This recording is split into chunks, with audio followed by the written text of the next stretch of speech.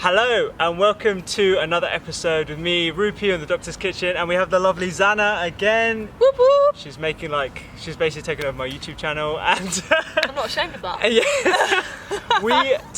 we had this really good idea because we always have chats, like over coffee or brunch or whatever, and we talk about all the books that we're reading, and we just thought, why don't we just give it to everyone else? Why don't we tell everyone else about what we're talking about? So we decided to do. Sorry about the flies. There's going to be interludes where we're like There's going to be interludes where we're just hitting each other. We're going to talk about some books that we've read or we're in the process of reading right now that we think are around the subject of mindfulness and we want to share with you guys. I've got 3 books that I think are fantastic, all about mindfulness, and Zanna's got 3 as well. I've got the same. So we're going to do 3 on Ruby's channel, 3 on my channel. Absolutely, that's exactly what we're going to Hey, do. Oh, this is all right. So why don't you kick off with a book? I'm going to start with Essentialism. Have you read this? I haven't read this. I thought you'd read this. No, I haven't read this. Okay, so this dog really wants to get involved. Come here, bud. So Essentialism is a book by Greg McKeown, and I read this about 2 years ago, and it still holds the title as being in my top 3 or 5 books of all time, I'd say. I think I just read this at the right time in my life where it taught me a lot about prioritization, because I used to be a people pleaser where I'd say yes to everything, and this book, I think the subtitle, it's very simple, but the subtitle is mastering the art of saying no, and that's what it's all about. Because I think we often overstretch ourselves and often try and take on too many things to the point where we don't actually do anything well. It sounds like I need that in my life right now. Yeah, because Ruby does a lot. No, it's because you're right. Because I think we find ourselves, especially in our FOMO generation right now, where we don't want to miss out. So we do overstretch ourselves and we do just say yes to everything. When actually you do need to prioritize and actually figure out what's going to be a benefit to you and what's going to be a benefit to everyone else as well. Exactly. So and it talks quite a lot about self-care, so just things about prioritising sleep, prioritising having time to yourself, and different forms of self-care that you can do, and like why it's so important to say no, and actually not just to say no, but to say no and then spend that time doing something which you really enjoy. I'm liking the sound of this book already. If it's prioritising sleep, then sleep is one of the most important things that is massively overlooked by everyone. And if you want to chronically stress out rats or the mice in lab studies, you just sleep deprive them and they'll get all sorts of chronic lifestyle diseases like diabetes and cardiovascular disease and all the rest of it. So sleep's one of these things that we don't talk about enough, and I think that sounds brilliant. Really good book, Essentialism. We're going to leave all the links down below. Yeah, we'll definitely leave all the links down below. Absolutely. That's book number 1. Okay, cool.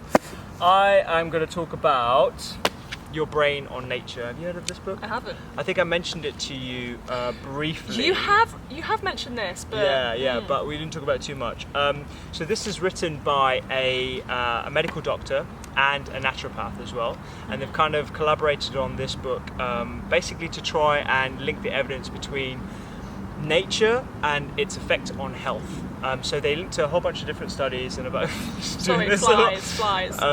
They linked to a whole bunch of studies linking people who live in urbanized areas compared to people who live in rural environments and their effect on happiness, their propensity to chronic lifestyle disease, and just basically general levels of contentment.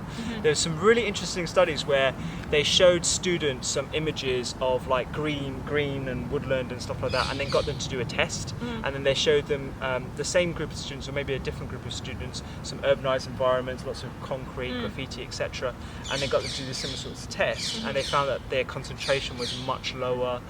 They scored much lower on the test themselves and everything else. So it's really interesting. That's interesting. How important being in nature is. Hence why we're in nature right now being attacked by flies. So how do you make the most of that knowledge when you live in the middle of a city like London? Yeah, so that's a really good point. So it's something that I talk about with a lot of my patients on rest days, trying to travel to a park. We're actually very blessed to live in London where there are parks everywhere. There's Victoria Park, there's East London Parks, Battersea Parks obviously representing, and just literally by going for walks on your own or with family or with a dog, and the dog's the best excuse to go for walks, it has an immense impact on your contentment, on your mind, on just that peace with yourself.